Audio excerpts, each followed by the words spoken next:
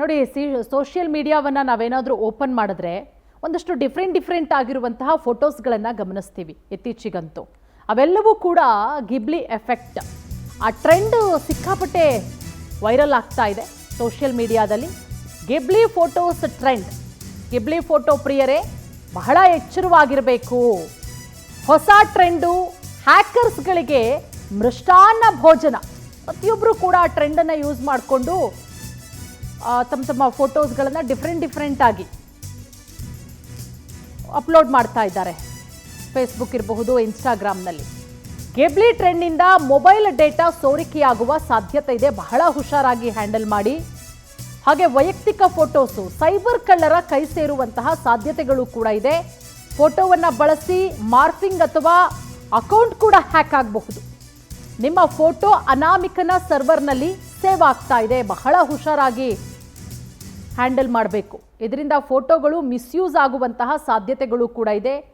ನೋಡಿ, ಇದು ಹೊಸದಾಗಿ ಬರ್ತಾ ಇರುವಂತಹ ಟ್ರೆಂಡ್. ಇದು ಕಾರ್ಟೂನ್ ರೀತಿಯಲ್ಲಿ ನಾವು ಒಂದು ಫೋಟೋವನ್ನು ಹಾಕಿದ್ರೆ ಅದು ಕಾರ್ಟೂನ್ ರೀತಿಯಲ್ಲಿ ಬದಲಾಗಿ ಬರೋದು. ಭಾಳ ಖುಷಿ ಪಡ್ತಾ ಇದ್ದಾರೆ. ನಾವು ಸೋಷಿಯಲ್ ಮೀಡಿಯಾವನ್ನು ಓಪನ್ ಮಾಡಿದ್ರೆ ಫೇಸ್ಬುಕ್ ಇರಬಹುದು, ಇನ್ಸ್ಟಾಗ್ರಾಮ್, ವಾಟ್ಸಪ್ಗಳಲ್ಲಿ ಸ್ಟೇಟಸ್ಗಳು ಅವೆಲ್ಲವನ್ನು ಗಮನಿಸಿದ್ರೆ ಬರೀ ಇಂಥದ್ದೇ ಫೋಟೋಗಳು ಕಣ್ಣಿಗೆ ಕಾಣುತ್ತೆ.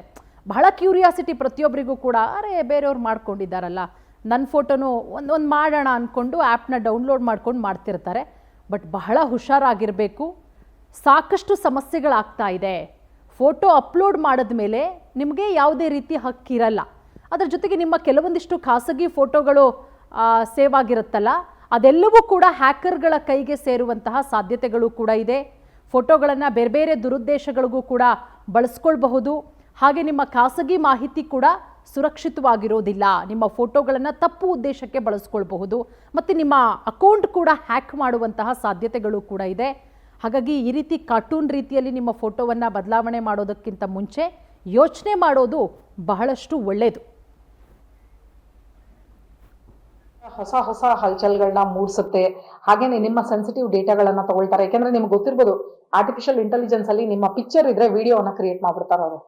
ನಾಳೆ ದಿನ ನೀವು ಅಪ್ಲೋಡ್ ಮಾಡಿರುವಂತಹ ಸೋಲೋ ಪಿಕ್ಚರ್ ನ ತಗೊಂಡು ಒಂದು ವಿಡಿಯೋ ಕ್ರಿಯೇಟ್ ಮಾಡಿ ನಿಮ್ಮ ತಾಯಿಗೋ ತಂದೆಗೋ ಯಾರಿಗಾದ್ರೂ ವಿಡಿಯೋ ಕಳಿಸಿ, ನಾನು ಇಲ್ಲೆಲ್ಲೋ ಹೊರಗಡೆ ಇದ್ದೀನಿ, ಅರ್ಜೆಂಟ್ ಆಗಿ ನನಗೆ ದುಡ್ಡು ಬೇಕು ಅಂತ ಹೇಳಿ ವಿಡಿಯೋ ಕಾಲ್ ಮಾಡಿದ್ರೆ ಏನ್ ಮಾಡ್ತೀರಾ? ಯೋಚನೆ ಮಾಡ್ಬೇಕಲ್ವಾ ನೀವು, ನಿಮ್ಮ ಇಮೇಜ್ ಎಲ್ಲಿಗೆ ಹೋಗ್ತಾ ಇದೆ ಅಂತ. ಸೊ ಹಾಗಾಗಿ ದಯವಿಟ್ಟು ಈ ಇಮೇಜಸ್ ಎಲ್ಲಿ ಲೋಡ್ ಮಾಡ್ತಾ ಇದ್ದೀರಾ ಅದರ ಪಾಲಿಸಿ ಪ್ರೊಸೀಜರ್ಸ್ ನಿಮಗೆ ಗೊತ್ತಾ? ಹಾಗೇನೆ ನಿಜವಾಗ್ಲೂ ನೀವು ಅದನ್ನ ಅಪ್ಲೋಡ್ ಮಾಡ್ಲೇಬೇಕಾ, ಅದನ್ನ ಬಿಟ್ಟು ಬೇರೆ ದಾರಿ ಇಲ್ವಾ? ಇದೆಲ್ಲವನ್ನ ಯೋಚನೆ ಮಾಡಿ ಆ ನಂತರ ನೀವು ಅಪ್ಲೋಡ್ ಮಾಡೋದು ಬಹಳ ಸೂಕ್ತ ಅಂತ ನಮ್ಮ ಉದ್ದೇಶ. ಯಾಕೆಂತಂದ್ರೆ ಸೈಬರ್ ಅಪರಾಧ ಆದ್ಮೇಲೆ ತಡೆಯೋದು ಕಷ್ಟ. ಆಗೋದಕ್ಕಿಂತ ಮುಂಚೆ ಅದಕ್ಕೆ ಬೇಕಾಗಿರುವಂತಹ ಸೂಕ್ತವಾದ ಕ್ರಮಗಳನ್ನ ತಗೊಳ್ಳೋದಿದೆಯಲ್ಲ, ಅದು ನಮ್ಮ ಕೈನಲ್ಲೇ ಇದೆ. ಸೊ ಅದ್ರ ಬಗ್ಗೆ ಮಗದೊಮ್ಮೆ ಯೋಚನೆ ಮಾಡಿ. ಎಲ್ಲ ಮಕ್ಕಳಿಗೆ, ಹಿರಿಯರಿಗೆ, ಮನೆಯಲ್ಲಿ ವಯಸ್ಸಾದವ್ರಿಗೆ ಇದ್ರ ಬಗ್ಗೆ ತಿಳಿ ಹೇಳಿ ಅಂತ ಈ ಮೂಲಕ ನಿಮ್ಮೊಟ್ಟಿಗೆ ನಾನೀಗ ಹೇಳ್ತಾ ಇದ್ದೀನಿ. ಖಂಡಿತವಾಗ್ಲೂ ಸಾಧ್ಯ ಇದೆ. ಯಾಕೆಂದ್ರೆ ನಾನು ಆಗ್ಲೇ ಹೇಳ್ದಂಗೆ ಆರ್ಟಿಫಿಷಿಯಲ್ ಇಂಟೆಲಿಜೆನ್ಸ್ ಯೂಸ್ ಮಾಡಿ ನಿಮ್ಮ ಇಮೇಜ್ ಇಟ್ಕೊಂಡು ವಿಡಿಯೋವನ್ನ ಕ್ರಿಯೇಟ್ ಮಾಡಬಹುದು. ಈಗ ನಿಮ್ಗೆಲ್ಲ ಗೊತ್ತೇ ಇದೆ, ಥ್ರೂ ವಿಡಿಯೋ ಕಾಲ್ ಅಲ್ಲಿ ನಾವು ನಮ್ಮ ಬ್ಯಾಂಕ್ ಅಕೌಂಟ್ ಗಳನ್ನ ಓಪನ್ ಮಾಡಬಹುದು. ನಿಮ್ಮ ಫೋಟೋವನ್ನ ತಗೊಂಡು ನಿಮ್ಮ ಆಧಾರಿನ ಇನ್ಫಾರ್ಮೇಶನ್, ಪ್ಯಾನ್ ಕಾರ್ಡಿನ ಇನ್ಫಾರ್ಮೇಶನ್ ತೆಗೆಯೋದು ಕಷ್ಟ ಏನಲ್ಲ. ಸೊ ಇದೆಲ್ಲದರ ಬಗ್ಗೆ ನೀವು ಯೋಚನೆ ಮಾಡಬೇಕು. ಏನು ಅಂತಂದ್ರೆ, ನೀವು ಎಷ್ಟೋ ಸಲ ನಿಮ್ಮ ಕೈಯನ್ನ ತೋರಿಸ್ತಾ ಇರುವಂತದ್ದು, ಬೆರಳನ್ನ ತೋರಿಸ್ತಾ ಇರುವಂತದ್ದು, ಎಷ್ಟೋ ಇಮೇಜಸ್ ಅನ್ನ ಅಪ್ಲೋಡ್ ಮಾಡ್ತಾ ಇರ್ತೀರಾ. ಫಿಂಗರ್ ಪ್ರಿಂಟ್ಸ್ ಬಗ್ಗೆ ಯೋಚನೆ ಮಾಡ್ಬೇಕು ನೀವು. ಈ ತರದ ಕ್ರೈಮ್ ಈಗ ಆಲ್ರೆಡಿ ಆಗಿರೋದ್ರಿಂದ ಇದೇನ್ ಕಷ್ಟದ ಕೆಲಸ ಅಲ್ಲ. ಸೊ ಇಲ್ಲಿ ಗಿಬ್ಲಿ ಆರ್ಟ್ ಅಲ್ಲಿ ನೀವು ಏನ್ ಇಮೇಜ್ ನ ಅಪ್ಲೋಡ್ ಮಾಡ್ತಾ ಇದಾರೋ ದಟ್ ಕ್ಯಾನ್. ಈ ಬಗ್ಗೆ ಮತ್ತಷ್ಟು ಮಾಹಿತಿ ಕೊಡ್ತಾರೆ ನಮ್ಮ ಪ್ರತಿನಿಧಿ ಸುಷ್ಮಿತಾ. ನಮ್ಮ ಜೊತೆಗೆ ನೇರ ಸಂಪರ್ಕಕ್ಕೆ ಜಾಯ್ನ್ ಆಗಿದ್ದಾರೆ. ಸುಷ್ಮಿತಾ, ಈಗ ಯಾವ ಸೋಷಿಯಲ್ ಮೀಡಿಯಾ ಓಪನ್ ಮಾಡಲಿ, ಇನ್ಸ್ಟಾಗ್ರಾಮ್ ಇರ್ಬೋದು, ಫೇಸ್ಬುಕ್ ಇರ್ಬೋದು, ವಾಟ್ಸಪ್, ಎಲ್ಲದರಲ್ಲೂ ಕೂಡ ಈ ಗಿಬ್ಲಿ ಟ್ರೆಂಡ್ ದೊಡ್ಡ ಮಟ್ಟದಲ್ಲಿ ಹಲ್ಚಲ್ ಎಬ್ಬಿಸ್ತಾ ಇದೆ. ಇದು ಖಂಡಿತ ಎಷ್ಟು ಮಟ್ಟಿಗೆ ಸೇಫ್ ಅಂತ ಸೈಬರ್ ಎಕ್ಸ್ಪರ್ಟ್ಗಳು ಏನು ಹೇಳ್ತಾ ಇದ್ದಾರೆ ಸುಷ್ಮಿತಾ? ಎಸ್ ಪೂರ್ಣಿಮಾ, ಸೋಷಿಯಲ್ ಮೀಡಿಯಾದಲ್ಲಿ ದಿನಕ್ಕೊಂದು ಟ್ರೆಂಡ್ ಶುರು ಆಗುತ್ತೆ. ಹಾಗೆ ಸದ್ಯದ ಟ್ರೆಂಡ್ ಏನು ಅಂತ ಹೇಳಿದ್ರೆ ಗಿಬ್ಲಿ ಫೋಟೋ. ಅಕಸ್ಮಾತ್ ನಾವು ಒಂದು ಗಿಬ್ಲಿ ಫೋಟೋ ಅಪ್ಲೋಡ್ ಮಾಡಿಲ್ಲ, ನಮ್ಮ ಇನ್ಸ್ಟಾಗ್ರಾಮ್ ಅಥವಾ ಫೇಸ್ಬುಕ್ಕಲ್ಲಿ ಅಪ್ಲೋಡ್ ಮಾಡಿಲ್ಲ ಅಂತ ಹೇಳಿದ್ರೆ ಎಲ್ಲೋ ನಾವು ಈ ಒಂದು ಜನರೇಷನ್ಗೆ ಸೇರಿಲ್ಲ ಅನ್ನೋ ರೀತಿಯಲ್ಲಿ ಜನರೆಲ್ಲರೂ ಕೂಡ ಅದ್ರ ಬಗ್ಗೆ ಯೋಚನೆಯನ್ನು ಮಾಡಿ ಬೇಗ ಆ ಒಂದು ಗಿಬ್ಲಿ ಟ್ರೆಂಡ್ಸ್ಗೆ ಎಲ್ಲರೂ ಕೂಡ ಮೊರೆಯನ್ನು ಹೋಗ್ತಾ ಇರುವಂಥದ್ದು. ಆದರೆ ಈ ಒಂದು ಟ್ರೆಂಡ್ ಏನಿದೆ ಸಾಕಷ್ಟು ಅಪಾಯಕಾರಿ ಅಂತ ಹೇಳಿ ಇವಾಗ ಸೈಬರ್ ಎಕ್ಸ್ಪರ್ಟ್ಗಳು ತಿಳಿಸಿರುವಂಥದ್ದು. ಒಂದು ಕುರಿ ಹಳ್ಳಕ್ಕೆ ಬಿತ್ತು ಅಂತ ಹೇಳಿದ್ರೆ ಎಲ್ಲ ಕುರಿನೂ ಕೂಡ ಹಳ್ಳಕ್ಕೆ ಬೀಳುತ್ತೆ ಅನ್ನೋ ಮಾತು ಈ ರೀತಿಯ ಟ್ರೆಂಡ್ಗಳಲ್ಲಿ ಪದೇ ಪದೇ ಸಾಬೀತಾಗ್ತಾ ಇದೆ. ಹೀಗಾಗಿ ಏನು ಎಲ್ಲರೂ ಕೂಡ ಸಾಕಷ್ಟು ಜನರು ಪ್ರತಿನಿತ್ಯವೂ ಕೂಡ ಒಂದು 4 ರಿಂದ 5 ಫೋಟೋಸ್ಗಳನ್ನ, ಈ ಒಂದು ಗಿಬ್ಲಿ ಫೋಟೋಸ್ಗಳನ್ನ ಅಪ್ಲೋಡನ್ನು ಮಾಡ್ತಾ ಇದ್ದಾರೆ. ಆದರೆ ನಿಜಕ್ಕೂ ಕೂಡ ಈ ಒಂದು ಆ್ಯಪ್ಗಳು ಏನಿದೆ, ಈ ಒಂದು ಆ್ಯಪನ್ನು ಯಾರು ಡೆವಲಪ್ ಮಾಡಿದ್ದಾರೆ ಅದು ಯಾರಿಗೂ ಕೂಡ ಗೊತ್ತಿಲ್ಲ. ಹಾಗೆ ನಿಜಕ್ಕೂ ಕೂಡ ಆ ಒಂದು ಆ್ಯಪ್ನ ನಾವು ಫಸ್ಟು ಪ್ರೊಸೀಡ್ ಕೊಡೋಕ್ಕಿಂತ ಮುಂಚೆ ಅಲ್ಲಿರುವಂತಹ ಕೆಲವೊಂದಿಷ್ಟು ಸೂಚನೆ ನಿಯಮಗಳನ್ನ ಕೂಡ ಯಾರು ಕೂಡ ಓದಿರೋದಿಲ್ಲ.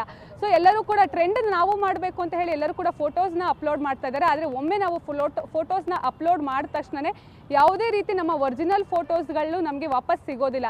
ನಾವು ಅಪ್ಲೋಡ್ ಮಾಡಿದ ತಕ್ಷಣ ಏಕಾಏಕಿ ಅದು ಏನು ಕಾರ್ಟೂನ್ ರೀತಿಯಲ್ಲಿ ಬರುತ್ತೆ ಆ ಒಂದು ಫೋಟೋ ಮಾತ್ರ ನಮಗೆ ಸಿಗುತ್ತೆ, ಅದರಲ್ಲಿ ಒರಿಜಿನಲ್ ಫೋಟೋಸ್ಗಳು ಸಿಗೋದಿಲ್ಲ.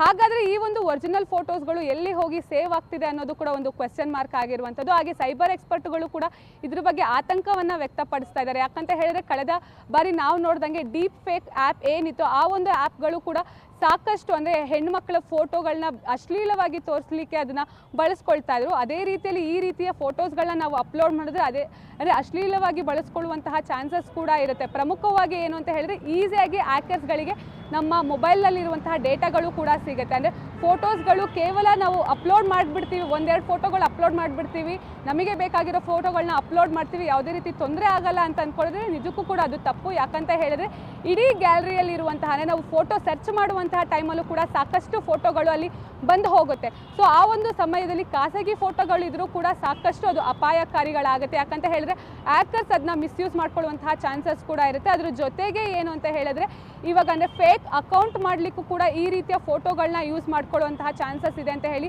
ಸೈಬರ್ ಎಕ್ಸ್ಪರ್ಟ್ಗಳು ತಿಳಿಸ್ತಾ ಇರುವಂಥದ್ದು. ಹೀಗಾಗಿ ಈಗ ಆಲ್ರೆಡಿ ನೀವು ಹೇಳ್ದಂಗೆ ಈ ಒಂದು ಟ್ರೆಂಡ್ ಏನಿದೆ, ಗಿಬ್ಲಿ ಟ್ರೆಂಡ್ ಹಲ್ಚಲ್ನೇ ಎಬ್ಸ್ಬಿಟ್ಟಿದೆ ಸೋಷಿಯಲ್ ಮೀಡಿಯಾದಲ್ಲಿ. ಸೊ ಹೀಗಾಗಿ ಜನರು ಕೂಡ ಫೋಟೋಸ್ಗಳನ್ನ ಅಪ್ಲೋಡ್ ಮಾಡೋಕ್ಕಿಂತ ಮುಂಚೆ ಸ್ವಲ್ಪ ಯೋಚನೆ ಮಾಡಬೇಕಾಗುತ್ತೆ, ಮುಂದೆ ಈ ಒಂದು ಫೋಟೋ ಯಾವ ರೀತಿಯಲ್ಲಿ ಯೂಸ್ ಆಗುತ್ತೆ ಅಂತ ಹೇಳಿ. ಯಾಕಂತ ಹೇಳಿದ್ರೆ ಸಾಮಾನ್ಯವಾಗಿ ಯಾರಾದರೂ ಫೋನ್ ಮಾಡಿ 1-2 ಫೋಟೋ ಕಳಿಸಿ ಅಂತ ಹೇಳಿದ್ರೆ ನಾವು 108 ಕ್ವೆಶನ್ಸ್ಗಳನ್ನ ಕೇಳ್ತೀವಿ. ಸೊ ಹಾಗಾಗಿ ನಾವು ಯಾರಿಗೂ ಕೂಡ ಫೋಟೋಸ್ಗಳನ್ನ ಕಳಿಸೋದಿಲ್ಲ. ಆದರೆ ಇದು ಹೇಗೆ ಅಂತ ಹೇಳಿದ್ರೆ ನಾವೇ ಅಪ್ಲೋಡ್ ಮಾಡಿ ಹ್ಯಾಕರ್ಸ್ಗಳಲ್ಲಿ ಕೆಲವೊಂದಿಷ್ಟು ಮಾಹಿತಿಗಳನ್ನ ನಾವು ನಮ್ಮ ಕೈಯಾರೆ ಕೊಡ್ತಾ ಇದ್ದೀವಿ. ಹೀಗಾಗಿ ಪ್ರಮುಖವಾಗಿ ಯೂತ್ಸ್ ಇದ್ರ ಬಗ್ಗೆ ಸಾಕಷ್ಟು ಗಮನವನ್ನು ವಹಿಸಬೇಕಾಗುತ್ತೆ. ಇನ್ನು ಮುಂದೆ ಆದರೂ ಈ ಒಂದು ಗಿಬ್ಲಿ ಟ್ರೆಂಡ್ನ ಇಲ್ಲೇ ಸ್ಟಾಪ್ ಮಾಡೋದು ಉತ್ತಮ ಅಂತಲೇ ಹೇಳ್ಬೋದು. ಪೂರ್ಣಿಮಾ, ಥ್ಯಾಂಕ್ ಯು ಸುಷ್ಮಿತಾ ತಮ್ಮೆಲ್ಲ ಮಾಹಿತಿಗಾಗಿ.